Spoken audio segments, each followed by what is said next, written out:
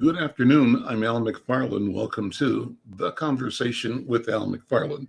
I'm glad to be here and glad to have you along as well. We do this every day, 5 days a week, and we think it's a fun time, an important time. What we promise and what we deliver is what I call robust conversation. Today will be no exception. I promise you that.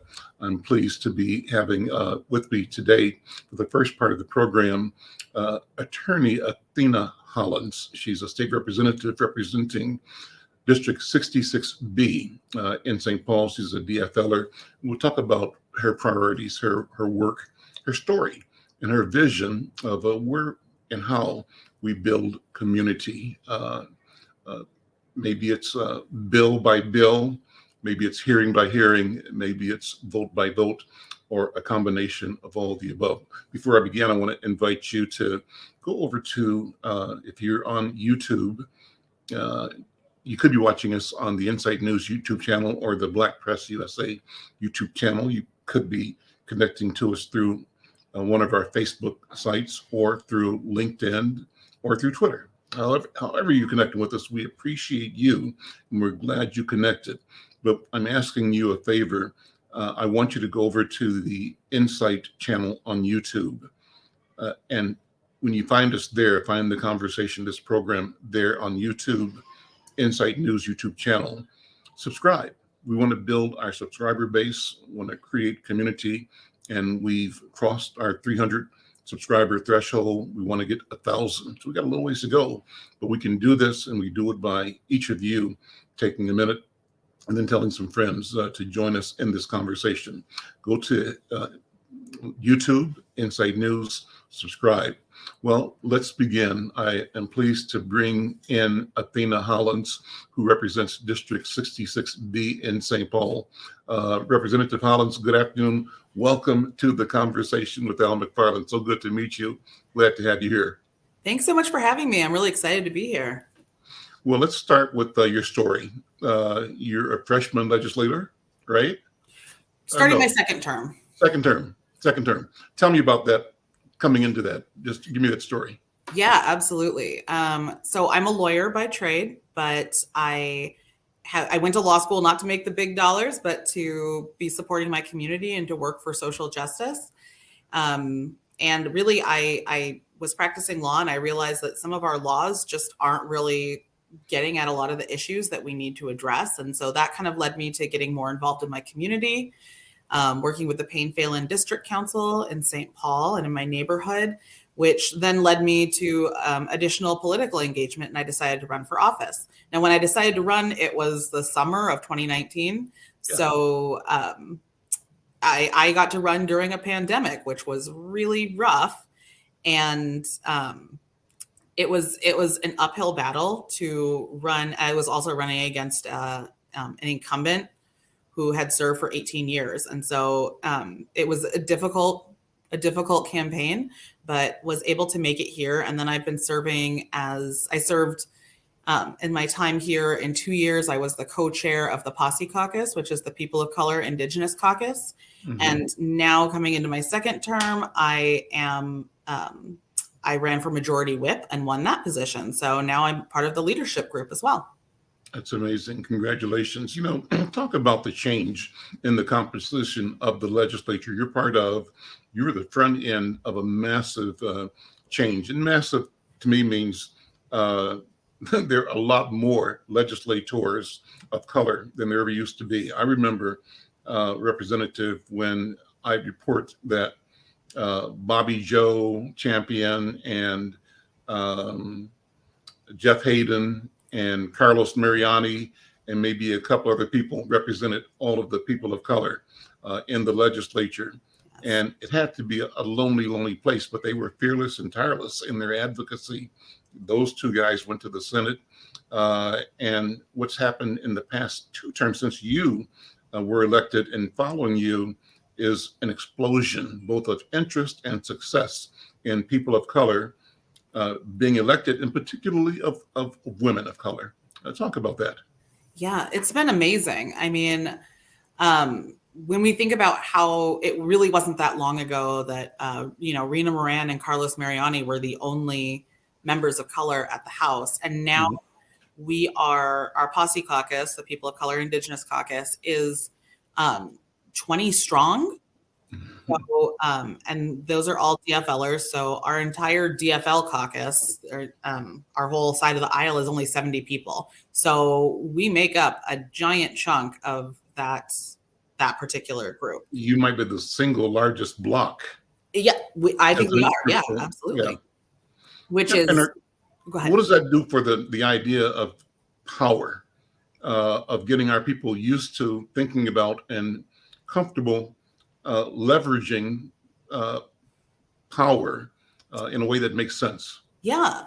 Well, so in addition to just being a giant voting block that we have, we also have members who have been here for a while. And so they're now ascending in the ranks, and they are chairs of committees, and they are in charge of, what bills are being heard, what bills are being included in these giant omnibus bills that go forward at the end of the year. They get to negotiate their own budgets, and they really get to target our communities of color, and make sure that they are getting a fair representation and a fair share of the funding that we're providing. And the other thing that I think we're doing a really good job of is making sure that when we do have bills that go forward, we're thinking of it with an equity lens, which is to say it's not good enough to say there are certain bills for Black communities and certain bills for Asian communities. We need all of our bills that are moving forward to have an equity lens to correct the wrongs that have been done historically to these communities. We have an obligation. I would say the whole Posse Caucus feels that we have an obligation to make our communities whole in as much a way that we can at the state legislature. And so as we drive our priorities forward, that's always something that we're looking at. We are always focused on how do we get what we can for our communities who have been left out of this process for years, decades. I imagine there's resistance, and some of it might not be mean-spirited. It's just people that possess their interest, and they're loyal to what they perceive to be their interest, and sometimes that might not include our interest. What do you do? How do you navigate that? Do you have to change people's minds? Do you have to educate people? Do you compromise? What's the process for ensuring that your presence means what it's supposed to mean for you personally and for the people you represent and for our people in general? Yeah, so before I was here, I was working in the diversity, equity, and inclusion space in the legal sphere. And so I'm a big believer in education and moving people forward. And so a lot of what we have been doing here at the legislature, and a lot of what I have been doing, is talking about these historical inequities in language that other folks can understand. Because I think you're right. When people hear that we are fighting for these things for Black communities, for our neighborhoods, they become a little defensive. Why should you get this when there are, folks who are poor and white in greater Minnesota? And first of all, we have to attack that scarcity mindset and say, we're not saying that you shouldn't have things. We're just saying there is enough for us to be getting what we need in order to thrive. And then second of all, a lot of it is education about the history that has happened in the state of Minnesota and in this country in general. And it's history that continues on to this day, right? I think a lot of folks think about this as being a long forgotten, civil rights fight. But the reality is these are things that are consistently impacting our communities until this day. And certainly immigrant communities that are coming in feel the full force of a lot of these discriminatory practices and disinvestment in certain areas. And so, sometimes it's as easy as pointing out to people, what communities have the best playgrounds? Where do they have good bus stops? Bus stops with heaters and coverage, when people are waiting for this. That's not an accident. That wasn't something that happened because people just weren't thinking about it or nobody used public transportation in East St. Paul. The reality is that was systematically designed that way for over a whole host of reasons. And it's time for us to correct that. When you, in your role as the whip, what are the priority bills that you're working on? Walk us through some of the things that you're leading on that you've authored right now. Sure. So what I will say is I am not authoring nearly as many bills as I have in the past couple of years. As whip, I really saw, I see all of the House priorities as being part of my job and part of the work that I'm doing. So because I'm the Explain whip, that term. What does what mean? So people I they was might going to not say, yeah. break it down. Let me explain that. Yeah. So being the whip means that I am in charge of making sure that we have the votes to pass these bills off of the House floor. So sometimes it's just asking questions and making sure that we know we have the votes. But other times it's having persuasive conversations about why this is important and how it's going to impact different communities. And also figuring out, especially as we go forward with some of the omnibus bills, it's going to be about where are there places that we can compromise to get to that 68 vote threshold. So we are in the majority, but we only have a 70 vote majority, which means we can lose 2 people at any time.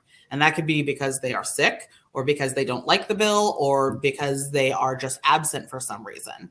And so my job is to make sure we never get into a situation on the House floor where we do not have the votes to pass these things that we are trying to get done.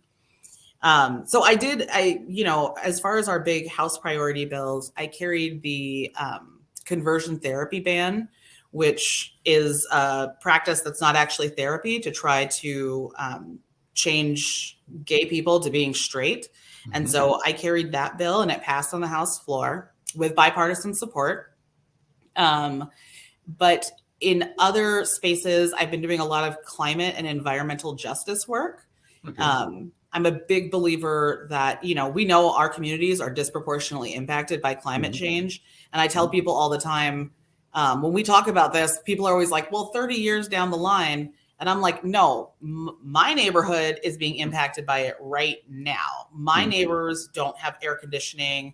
Their houses aren't properly insulated for these rough winters. Their basements are flooding and there is mold developing, which is impacting the health of their kids. Maybe lead. Lead. Yes, exactly. Lead pipes. Our lakes in our neighborhood, bodies of water in our neighborhood are more polluted than in other neighborhoods. And, these are things that we can control and that we can try to mitigate in some way. And I also feel like there is a tendency to think that climate change is people driving electric cars and having pollinator gardens. And that's just not the case, right? That's part of it. But the other part is public transportation. Like we need to have that as something that is easily accessible to folks. Money to change out lead pipes. That's a huge component of it. And so I've been doing a lot of work around that space, which isn't nearly as fun or interesting as things like Restore the Vote, which we passed, which has been enacted. So for those of you who don't know, that means that people who have, people who have had a felony but are no longer on probation are now allowed to vote, which is fantastic. And 50,000 people impacted with that? I believe that's correct. Yes. Mm-hmm.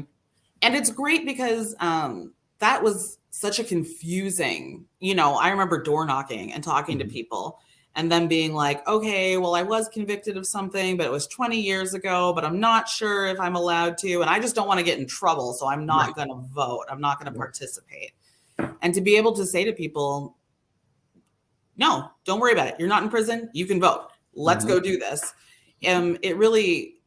It brings people into the process of democracy and it makes them feel, like they're a part of their community, that they have a voice in their community. I've gotten so many amazing emails and text messages from folks who are like, I've been waiting so long to feel like I can be a part of this. Go ahead. Sorry. Well, no, go ahead. You keep telling the story. I was going to say, and there's other, driver's license for all is another big one that impacts our immigrant community, making sure that folks are able to get, IDs and driver's licenses. The Crown Act, so that we can't be discriminated against for wearing our natural hair or wearing box braids, and universal school meals. That's going to impact our communities in a big way, making sure that no kids are hungry when they're going to school. There's not any sort of shaming happening where folks can just access food when they need food instead of having to fill out forms and try to figure out who deserves it and who doesn't deserve it. We've been doing a lot of really big things and a lot of good things, but there's always still more. There's so much more to do. Let me. I looked through your website. Very nice website. It was your campaign website, I think. But you highlighted some issues that you wanted to focus on. Let me just ask you to walk through some of those. I'll just name 3 of them, Sure. and you can give what's top of mind in terms of how you're delivering and working on what you envisioned and what you promised. One, for example, I'll just name 3, then you can take them in the order you want to. All right. Public safety, you've listed as a priority. You also have been focused on affordable housing.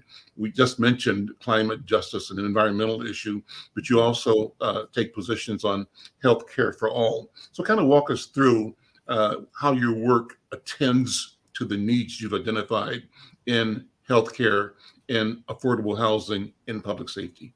Yeah. So public safety is a great one. I was on that committee last biennium, and I'm on it again this biennium.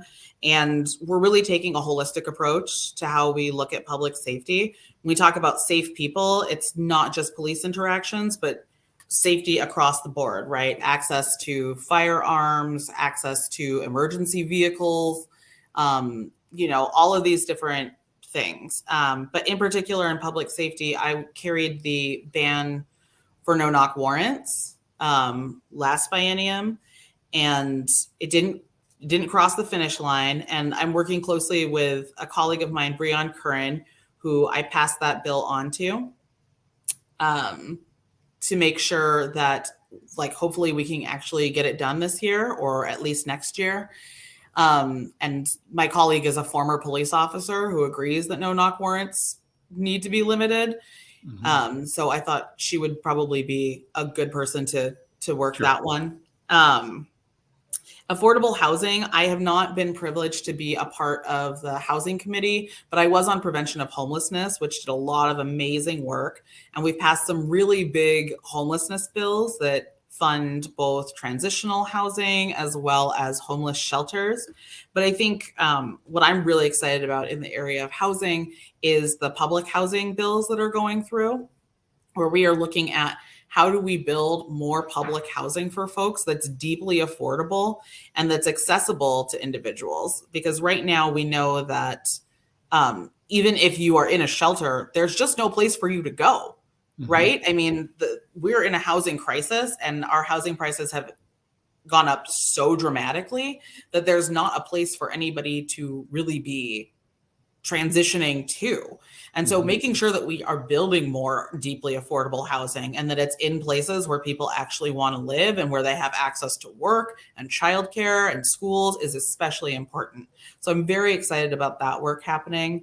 I'm also carrying the Heading Home Ramsey bill, which is for $75 million that would go to nonprofits that are providing homelessness, advocacy services and shelter within Ramsey County, which I think is also really important because we actually, out of all the people, all the unsheltered people in Ramsey County that we are taking care of, only 40% of them are actually from Ramsey County. The other 60% are coming from outside of our borders. So that means this is really a statewide issue that Ramsey County has to deal with, that St. Paul has to deal with. And so, we want to make sure that we're being funded adequately to take care of that and to make sure that nobody has to sleep on the streets or in tents or in their cars, especially kids and families. If you think kids can't focus because they're hungry at school, think of what it's like if you're sleeping in a car. Right. How are you going to focus on your schoolwork? How are you going to move ahead? We got to set these kids up for success so they can become contributing members of our society. The state has, and I bring this up every chance I get, a $17 billion budget surplus. And my question is, how do we both elevate the expectation among the citizens of the state in general, but among people of color in particular, so that we have a sense and can articulate our interest and the appropriateness of our concerns being addressed, our needs being met? How do we develop and nurture that expectation and the ability to turn that into action, response by the legislature? how do we lay claim on our share of the $17 billion? What do you think? Yeah. So I think that's a hard question. It's a lot of money. And the one thing as being in the leadership circle, I feel like I have to point out that a lot of folks don't recognize that this is one-time money. So a lot of what we do in the legislature is thinking about how these programs will thrive down the line. So if we invest in a nonprofit, we don't want to just give them money once. We want to have it, sustained for a couple of years so they can continue to do good work. Or if we're giving money to small businesses, we want to make sure that the program is sustainable over time. And so for that reason, we've really divided up some of that $18 billion, recognizing that we want to keep some of it so that we can keep sustaining some of those businesses and nonprofits as we move forward. But I think in general, our communities have to, and I know this is a hard ask, but we have to have you be in touch with our members who are from either your representative or just Posse Caucus members in general, because we need that feedback from the community about what the biggest issues are. A lot of times fortunately we live in these spaces and we experience it ourselves. So we have a sense of it.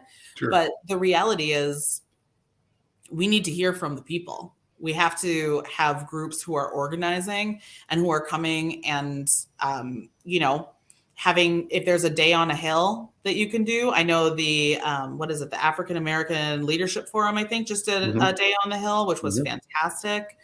I highly recommend that folks come and bug their representatives and tell them this is something that's really important. And I want to say you should do that with your representative and your senator, even if you are not in a community represented by a person of color, because they still need to know that we're out there. They need to know that this is not just a Minneapolis, St. Paul issue, that we are everywhere in the state of Minnesota and we deserve their representation as well. The other thing I tell folks is to communicate with us via email, if that's easier, or phone calls, because those still count. If somebody comes to my office, that's a bigger impact. But if I get emails from folks saying this is an important issue and we need you to fund it, I listen to those and I document those, right? There's a record of who's reached out to you, right? Yes. Yeah. And I will print them out and bring them to committees and say, these are my constituents that said this is important to them. And just having that as a prop to show like this is something that our community members need to have is powerful.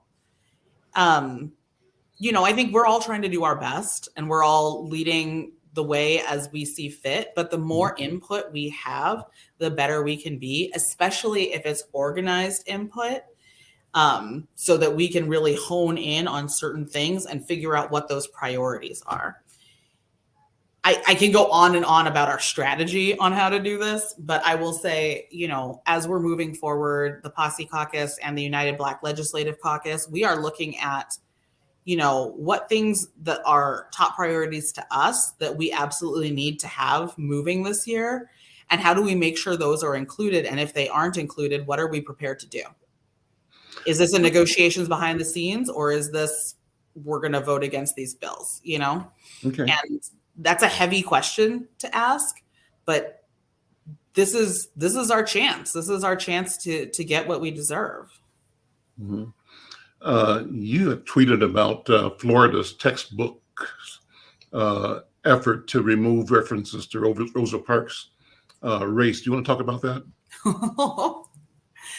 I did. I am deeply concerned with a trend in our country of the erasure of our history in an effort to be, I don't know what the effort is, but what I've been told when I talk to people is white kids feel bad about what happened in the past. And I said, they should. They should feel bad. It was terrible what happened. And black kids feel bad about what happened to us in the past. Right. Yeah. Yes. And what's happening now based on that. Yeah. Yeah. And I said, we absolutely have to know that history in order to make good decisions going forward.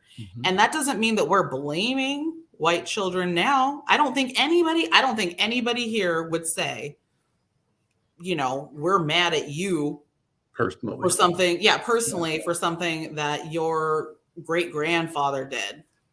But the reality is this happened. And not only did it happen, this is recent history. I mean, my dad grew up in Birmingham, Alabama. And so for me, it's very personal. The civil rights movement, everything that happened was happening to my family. Mm-hmm. And it's something that my father remembers and that my grandparents remember. And they're so traumatized, they don't even want to talk about it. Mm-hmm. They don't like to talk about that. Behind me on my mantle here, I've got a picture of me at age 4 or 5. And in the picture is my grandmother's mother. My grandmother's mother was born as property of other human beings. That's how close it is. It's personal, Listen, 2 questions. You got about 3 or 4 minutes before we have to wrap this part up. One is put on your lawyer hat and talk about Donald Trump getting served today, possibly. What's going to happen? What do you want to see happen? And what should we be doing as audience to pay attention to this chapter of, I hope it's taking down Donald Trump, but it might not be that. What's your thought?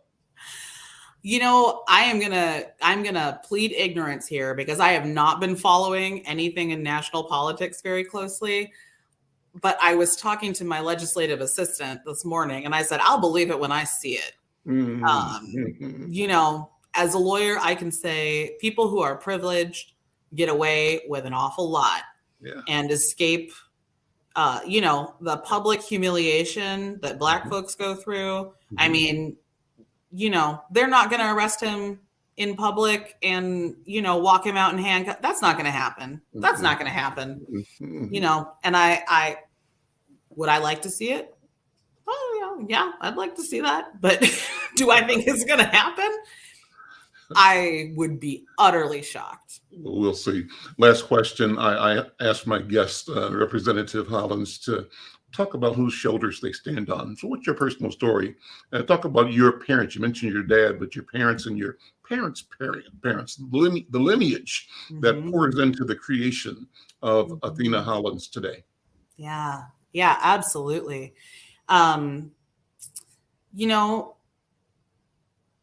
I am always aware of the expectations of my family and the amount of time and energy they poured into me to get me to where I am right now.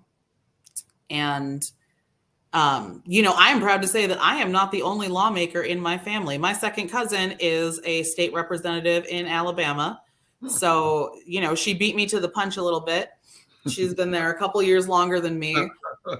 But when I think about how many jobs my grandparents had to work in the Jim Crow South, raising 6 kids to make sure they could all go to college so that they could raise up their children to have these opportunities, like it is never lost on me how much time and energy and effort went into that. And what I frequently tell my white colleagues is, you think where I am now, and my family, my history had so many obstacles. Imagine if those obstacles had been removed, where I would be. Mm-hmm. There we go. I mean, our people can work and our people thrive even under the worst of circumstances. Mm-hmm. And we are making it despite their best efforts. And that's what gives me hope every single day. That's, I know that we're going to make it. I know that we're going to do well. I know that we are taking control and taking what is ours and supporting our communities, because we have fought tooth and nail to be here in these spaces and to take up this space, and we deserve it. Representative Athena Hollins, thank you so much. So good to meet you. Great conversation. I'll invite you back again and again and again. We can just keep going on this conversation. Thank you so much. We'll see you next time. Thank you so much. This was wonderful. All right, great, great. I'm Al McFarlane. This is the conversation with Al McFarlane, and really, really, really happy to have met and had this conversation with Representative Hollins. And I'm glad that for the second part of the show, my colleague, my friend, Ndugu Yusuf Mjini is here to reflect on what that conversation involved, but a couple of other things as well. For example, we've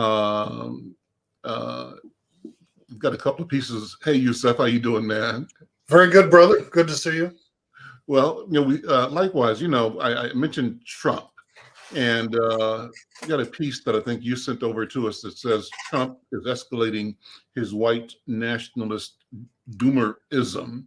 Talk about that. What do you think is going on right now? What does that headline imply? And what are your thoughts about what's happening today, theoretically, if there is an indictment of former President Trump? Well, I think given the number of investigations and the potential indictments being as high as it is, that there may be more than one coming down the pipe. The suspicion was that the grand jury convening to determine whether Mr. Trump violated campaign finance rules when he repaid money his lawyer paid to Stormy Daniels not to report that she had had sex with him.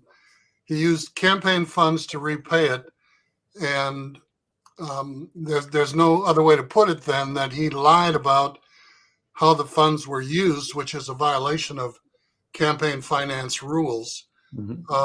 And I don't think that they'll do a perp walk with former President Trump, but clearly the indictment leads to a trial and possible, jail time if found guilty, because it is a felony. I want to commend you on the interview that you just finished with Representative Collins. She's on the Property Tax Committee. She's on the Rules and Administration Committee. She's also on the Crime and Public Safety Committee. So she's in a position to make a significant contribution in areas of legislation at the state capitol, in the House at least, that are significantly important to our community and other communities of color and low-income citizens in the state. We know that there will be a ride not as bumpy in the Senate, but it is an uphill battle in the House, given that the Republican Party does control that body. In terms of Donald Trump, he just won't quit. And the doomerism goes back to when he first ran for president in 2015. He attacked Black Lives Matter. He attacked immigrants. He attacked white women. He attacked, LGBTQ&I plus groups. I don't know that there was a single group left in our country who wasn't insulted by the president and remarks that he made on and off the record.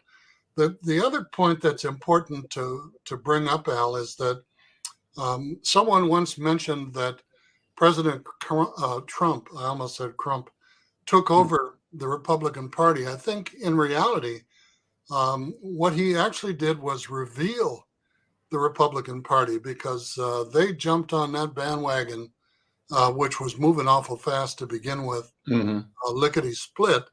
And the fact that this man drew 74 million votes when he ran for re-election, second to Joe Biden's 80 million votes, is very telling. The fact that Minnesota is now considered a purple state, meaning it could turn red or blue, which is what the two color combinations lead to purple. They're saying that Minnesota could go either way.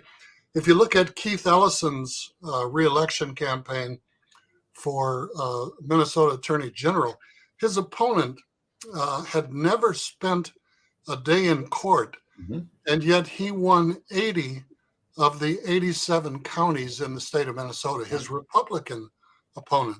won 80 of 87 counties. And Attorney General Ellison won the 7 counties in the metro area. And with the population.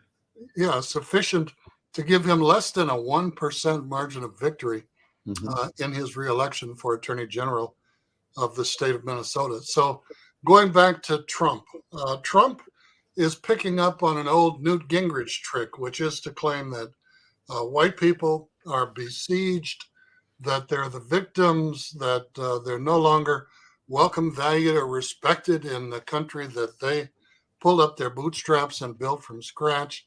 He continues to go on the record against critical race theory, against Black Lives Matter, against anything that has to do with immigration. Look at the border was his number one priority, and building a multi-billion-dollar fence throughout his administration. He successfully rolled back a lot of the initiatives that President Obama was able to implement only through executive orders, because remember, the Republican-controlled Senate at the time President Obama was elected said their number one priority was to prevent him from obtaining a second term, which they didn't do, but they were successful in creating the polarity and the division, the absence of any kind of forward progress for our country that we witnessed across the 8 years of President Obama's term. They did everything. They stole 3 seats on the Supreme Court, refused to allow him to nominate Merrick Garland when he still had 14 months left in his administration. And then he elected, who was the fellow who was accused of drinking beer and passing out? I can't even remember his name. That's how insignificant he was. He was elected 30 days before the presidential elections. But Obama couldn't forward a nominee to even be interviewed 14 months. And the lies that Mitch McConnell and his other dupe told about we will go out of our way to hear anybody who comes in within the last year of a president's term speak for themselves. But as I said, Donald Trump basically revealed the Republican Party as opposed to taking over it. So his current campaign picks up on all of the same themes about crime and safety, and people of color, blacks and Latinos are criminals and rapists, which was a favorite dog whistle that he blew about the Spanish-speaking community, particularly immigrants from Mexico, Central, South, and Latin America.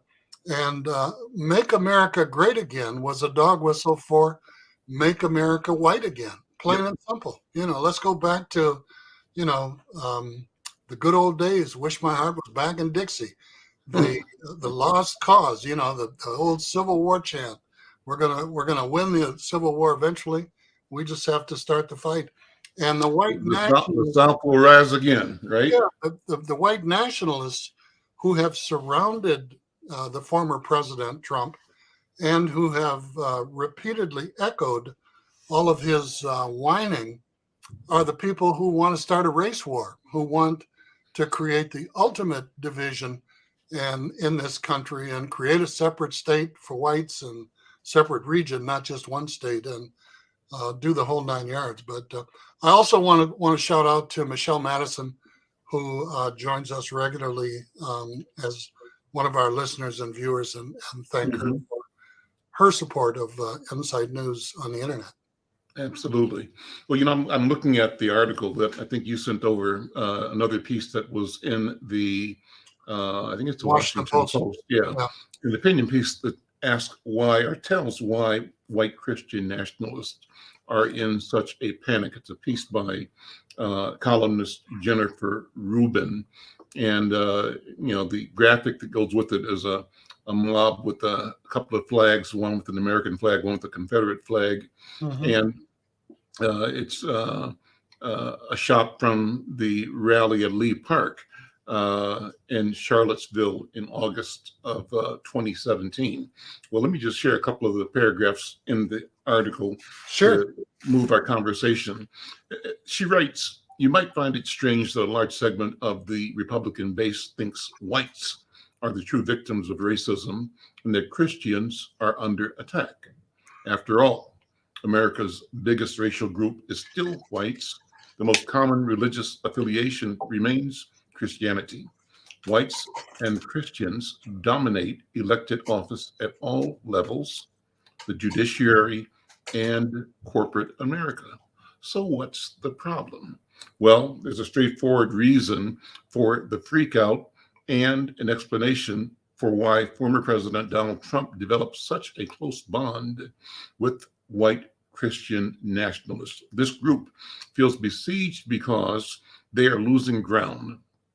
She says the newly released 2022 supplement to the PRRI, I'm not sure what that stands for, Census of American Religion, based on over 40,000 interviews conducted last year, confirms that the decline of white Christians, that's Americans who identify themselves as white, non-Hispanic, and Christian of any kind, as a proportion of the population continues unabated. That continues. And she's quoting Robert P. Jones, who's president of the Public Religion Research Institute, PRRI, okay? And he went on to say that as recently as 2008, when our first Black president was elected, the U.S. was a majority or 54% white Christian country. But by 2014, the number had dropped to 47%, and in 2022, it stood at 42%. Well, that's the tail of the tape right there, Yusef. You know, the writing is on the wall, and you know, yeah. And so, on the one hand, the inevitable is becoming clearer.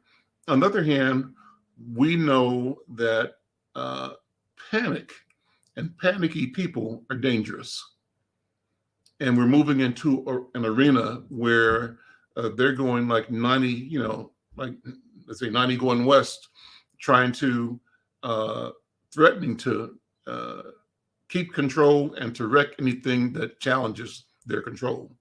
What do you think? Unmute. Am I muted?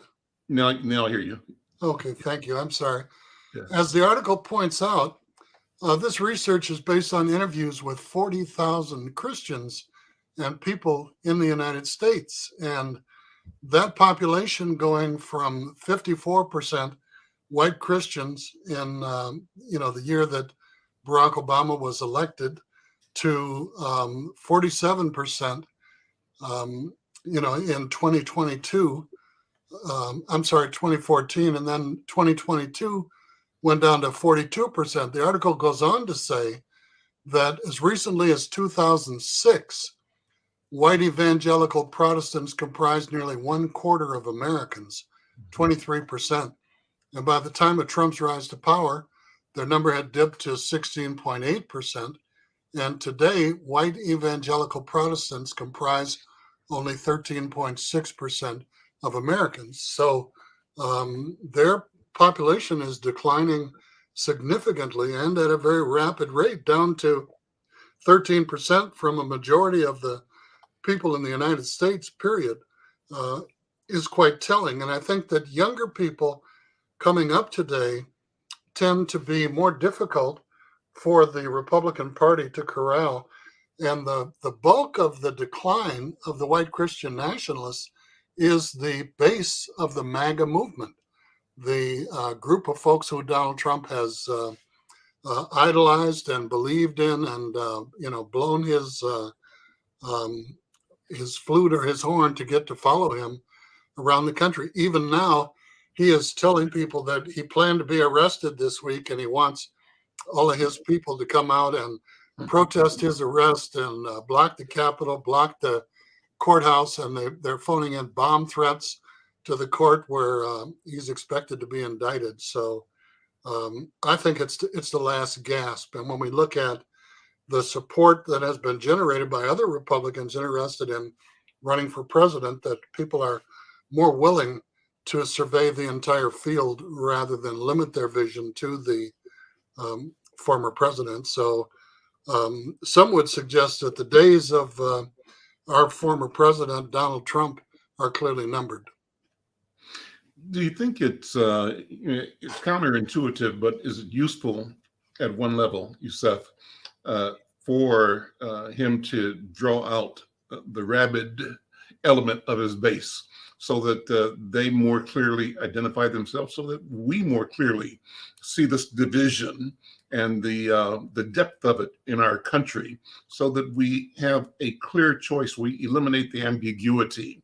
Right now, a lot of our allies or people that are adjacent to our community in terms of our history of civil rights, human rights, progressivism, too often remain silent in the moment of crisis. That changed, though, with George Floyd, because I think it was inspiring for everybody to see everybody upset around the country.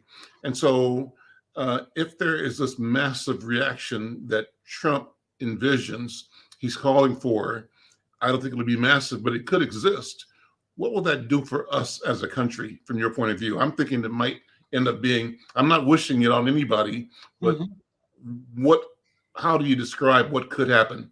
It's an excellent question, Al, and I think that the first question we have to raise among ourselves is whether that support and those primarily white allies who came out in the wake of George Floyd's murder, was that a movement or was it a moment? Did they come out temporarily and then go right back into the weeds and business as usual, or did they come out to stay because they saw that we have much more in common than we do differences? Our differences are minute when they're compared to the similarity of our common agendas, okay? Number one. Number two, we had hoped when Reagan was elected, remember they called it the end of the second Reconstruction, that would force Black folks and other progressives to organize, to form coalitions, and to fight for human rights and civil rights and economic justice. And we saw a blip on the screen that quickly disappeared because you had the civil rights movement, you had the anti-war movement, and when Dr. King came out in support of the anti-war movement, when he gave his speech April 4th, 1967, 1 year to the day before he was assassinated, Dr. King couldn't get a letter to the editor published. He couldn't get a speech printed. He couldn't get an article in any of the Sunday magazines. He couldn't get on any of the television news shows on Sunday morning. And they basically blackballed, and I prefer that term, Dr. Martin Luther King Jr., the last year of his life. Martin Luther King sent him a letter pretending to be a Black civil rights leader, encouraging him to commit suicide and take his own life. And the LGBTQ. J. Edgar Hoover sent the letter. J. Edgar Hoover sent the letter to him. Yeah, J. Edgar Hoover authored that letter demanding that King take his own life. The gay and lesbian movement blossomed while the civil rights movement essentially went to the back page, okay? And pardon me for saying okay, it's not okay. And then today, the community was flooded with crack cocaine. Crack cocaine, the end of welfare as we knew it after Black people were finally allowed, because Black people were forbidden from participating in welfare under its original creation. And the $2 billion that was committed to racial justice and equality after George Floyd's murder, and we've only seen a few pennies on the dollar that have actually been allocated or considered, or that requests, for proposals have gone out for. So I think that was very telling, that major manufacturers, makeup manufacturers, hair care, major corporations, IT companies committed hundreds of millions of dollars in the wake of George Floyd.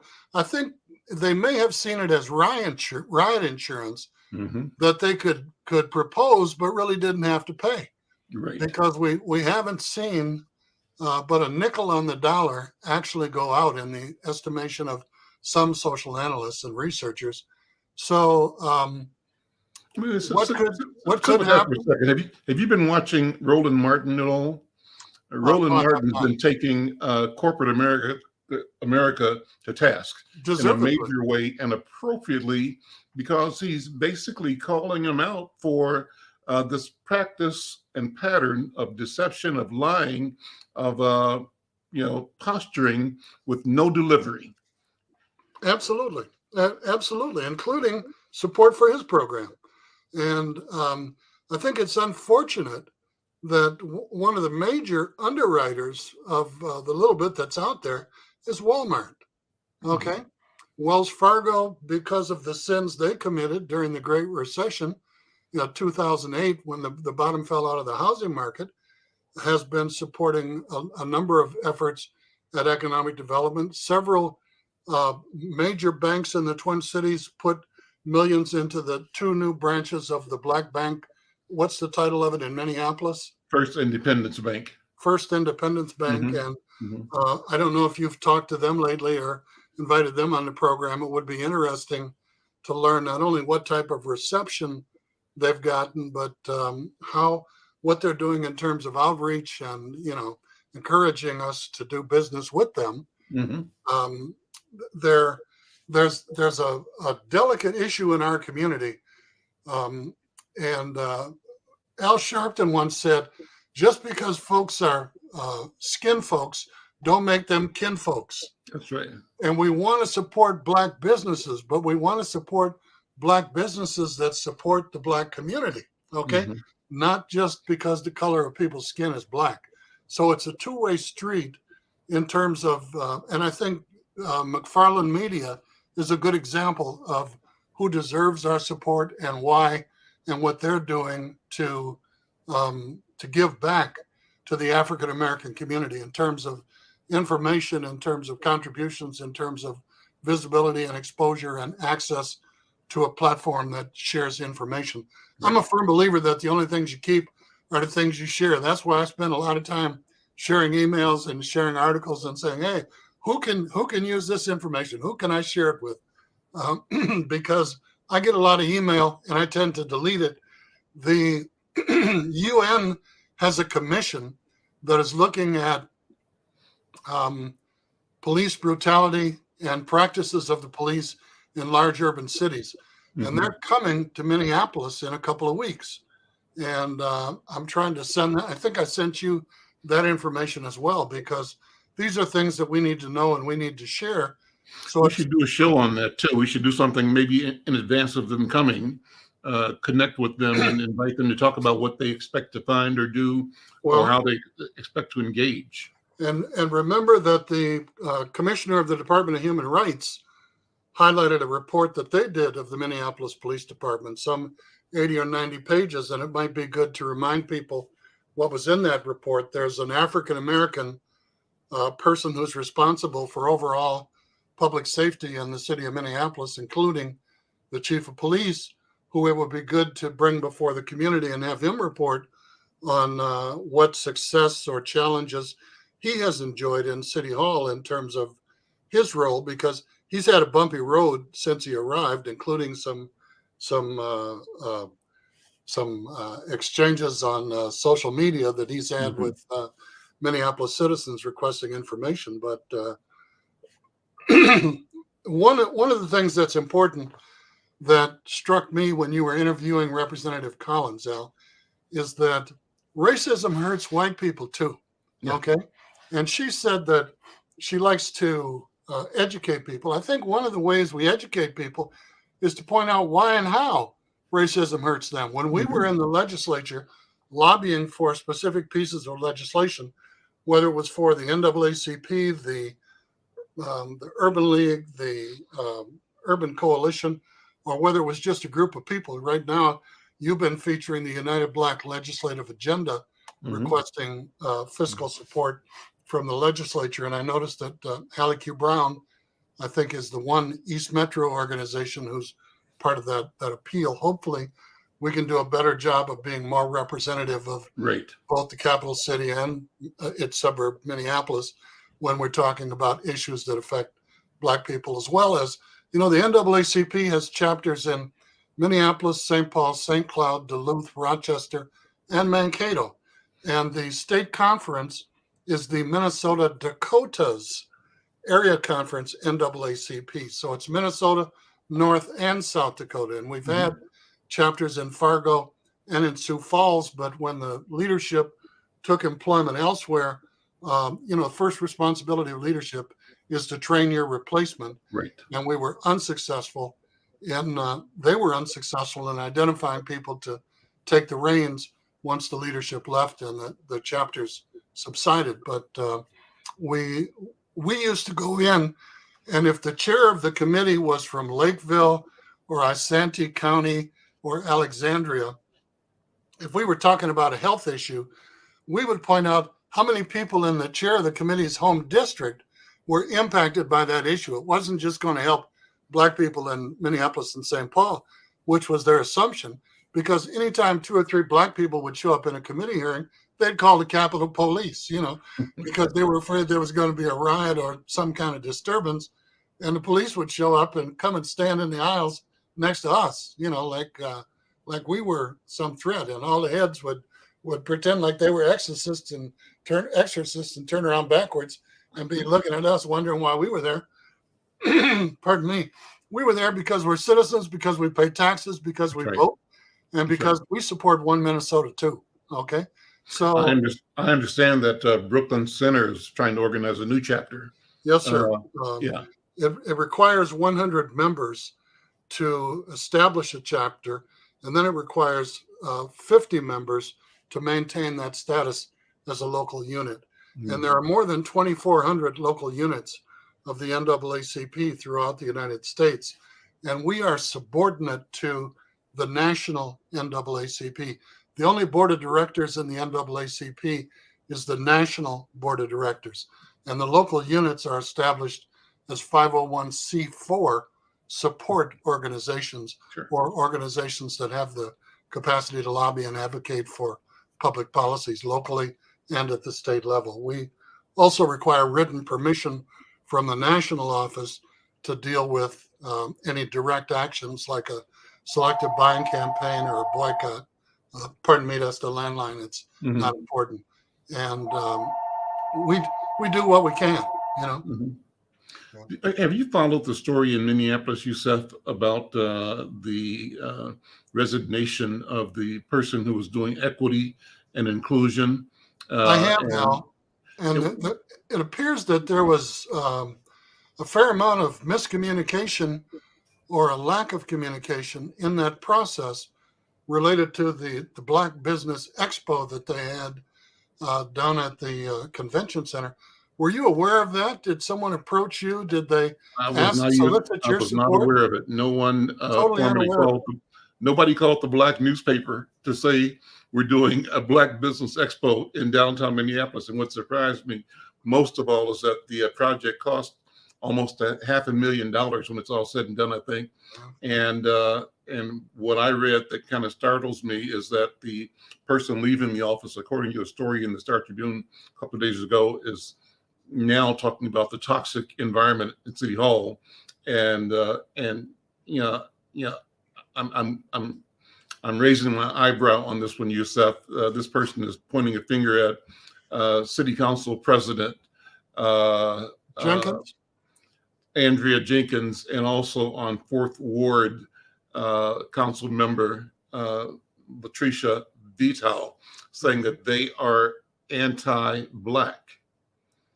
Yeah, so I mean, well, so I'm saying, what's going on here? What's the story here? 2 things, Al. One, generally when these type of programs are established, I don't care if it's in the government sector or in the corporate sector, they want somebody who is going to play nice. Okay, number one. Number 2, they have an office of one and a budget of none. They don't give them the resources adequate to perform the tasks that they've been assigned. Number 3, absent any kind of knowledge in the community, because the people that I've asked what's happening who are like you are deeply engaged in Black economic development and support. We got to go. Youssef, brother, thank you so much. Let's come back to this later on, okay? I'm Al McFarlane. This is The Conversation with Al McFarlane. We'll see you next time. Thank you.